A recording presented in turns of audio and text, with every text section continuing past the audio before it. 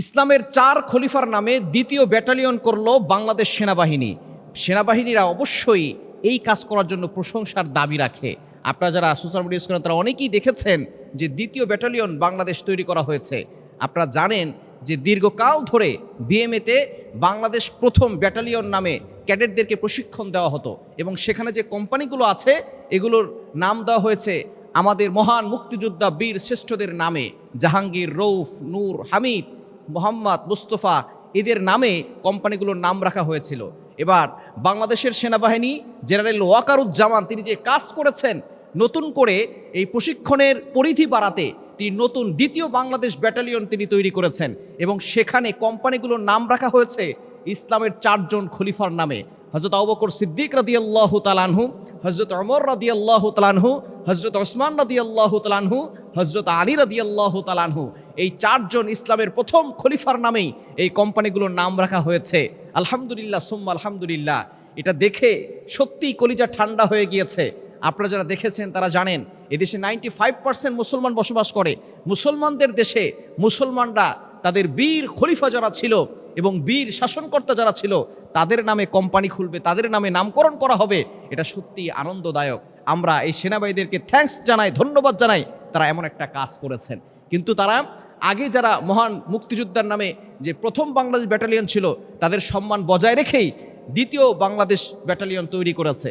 কিন্তু দুঃখজনক হলেও সত্য, বাংলাদেশের মানুষ এটাতে সন্তুষ্ট হলেও ভারতে কিন্তু এটা নিয়ে সন্তুষ্ট নয়। তারা এটা নিয়ে খুবভাবে রেগে আগুন হয়ে গিয়েছে। ভারতের অনেক মিডিয়া এটা নিয়ে তোলপাড় সৃষ্টি করেছে। তারা বলছে যে বাংলাদেশ ইসলামিস্ট হয়ে গেছে, তারা ইসলামের খলিফাদের নামে নামকরণ করছে, তারা এটা কি শুরু করছে, ইসলামিস্ট হয়ে গেছে।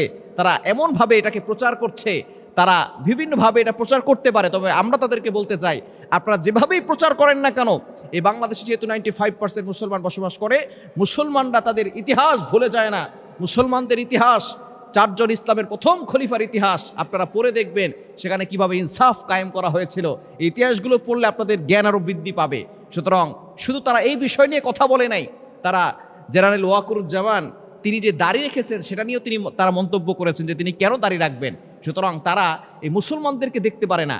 এজন্য আমরা বলি যে মুশরিকরা, ইহুদিরা কখনো মুসলমানদের বন্ধু হতে পারে না। এটা আল্লাহ তাআলা নিজে বলে দিয়েছেন। কোরআন খোলেন ৬ নম্বর পারার ২০ নম্বর পৃষ্ঠার 12 নম্বর লাইন, সূরা মায়েদার 82 নম্বর আয়াতে আল্লাহ বলছেন, লাতাজিদান্না শাদ্দান্নাস আদাওয়াতাল লিল্লাযিনা আমানুল ইয়াহুদ আল্লাযিনা আশরাকু।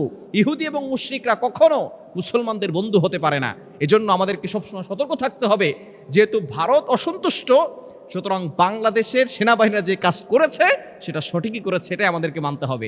এজন্য আসুন, সেনাবাহিনীরা যেটা করেছে আমরা তাদেরকে স্যালুট জানাই, তাদেরকে ধন্যবাদ জানাই এবং তাদের জন্য দোয়া করি। আল্লাহ পাক রব্বুল আলামিন যেন সকলকে সঠিক বুঝ দান করেন এবং আমাদের বাংলাদেশের সেনাবাহিনীরা যেভাবে পদক্ষেপ নিচ্ছে, সাহসিকতার প্রমাণ দিচ্ছে আমাদের বিজিবিরা, সুতরাং আমরা তাদেরকে মাথায় আগলে রাখবো এবং তাদের জন্য দোয়া করব, দেশের জন্য দোয়া করব, দেশের মানুষের জন্য দোয়া করব। আল্লাহ পাক রব্বুল আলামিন বাংলাদেশকে হেফাজত করুন। সকলে বলেন আমিন।